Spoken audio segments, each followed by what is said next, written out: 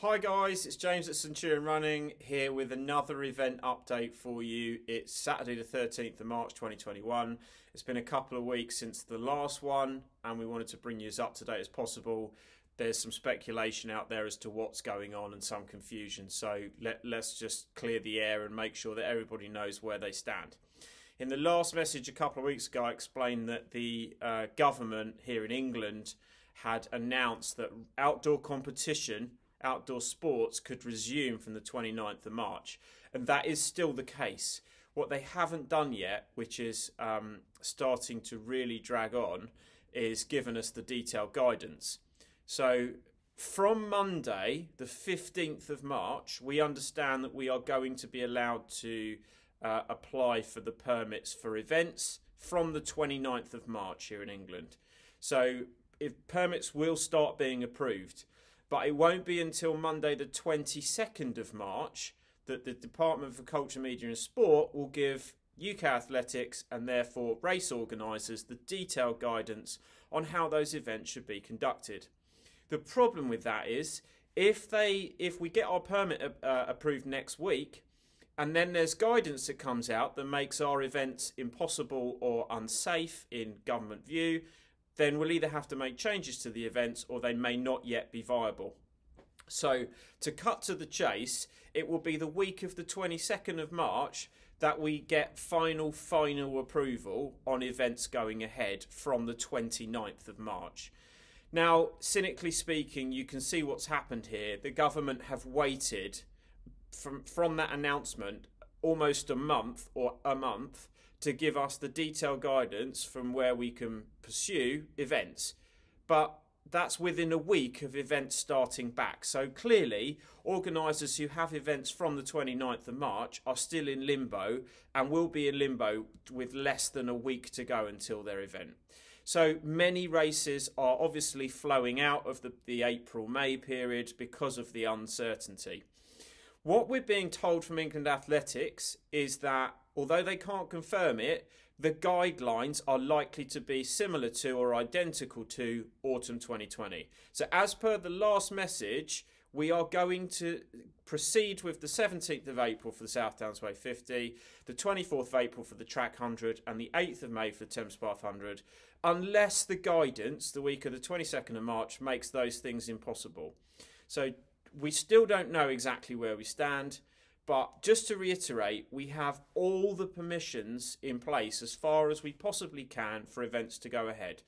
If we look at the South Downs Way 50 first, we have permission from Worthing Council, we have the Worthing College booked, we have all the checkpoints and Eastbourne Sports Park all confirmed. So as soon as the permits are approved and that detailed guidance matches autumn 2020, we are 100% go. If the government throws a spanner in the works, week of 22nd of March, or the lockdown roadmap changes, that's when the events might need to still be postponed to further down the year. Let's really hope that doesn't happen. We know we can get back to racing safely. We have all the COVID secure protocols in place. And we've already obviously moved one of the dates, the South Downs Way 50, back a week to accommodate the changes that will be happening on the 12th of April. So that's where we stand. From the 17th of May, nothing has changed. All the events are still scheduled to go ahead as per the fixtures. And those of you that are entered in events from the North Downs Way 50 onwards should expect your events to happen as normal. And there might be some COVID secure protocols in place, at least initially, but it's too far out still to say what those will be. The COVID secure protocols that are in place for South Downs Way 50, Track 100 have been shared with people already.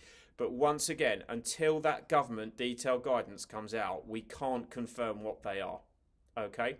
Now, just to answer one question, some of you have said, well, why don't you move the event to later in the year when things would be much easier? We don't know that they're going to be much easier later in the year. We will be bumping events into a seriously congested calendar, the most congested race fixture list we've ever seen, ever, because so many events are postponed or cancelled to summer and autumn 2021. And we don't know what the virus is going to do, what the government are going to advise us to do in summer, autumn time. Many of you will have heard Chris Whitty, Chief Medical Officer, mention again this week that towards August, September, they expect another surge in cases, and we'll have to cross that bridge when we come to it. It's all based on the vaccine programme rollout. Those things are out of our control. What we can control right now is getting a safe event away on the 17th of April, 24th of April, 8th of May, if the government give us the detailed guidelines that we can proceed. Just one other subject. There's been some confusion for those training, racing at the moment. Sorry, not racing, clearly. Training or virtual racing at the moment about how many times a day they're actually allowed to exercise. BBC published 2 articles this week, both of which stated that exercise could only be undertaken once per day, but that you could also leave the house for recreation purposes and sit on, we know the rule about sitting on a park bench with one other person or in a park for a coffee or picnic or whatever. We've spoken to England Athletics, and that is not correct. The government have removed the exercise limit, and we've had confirmation from England Athletics directly that athletes are fine to run more than once per day. So if you've been avoiding doubles as part of the virtual slam because you've been sticking to the guidelines, well done, thank you.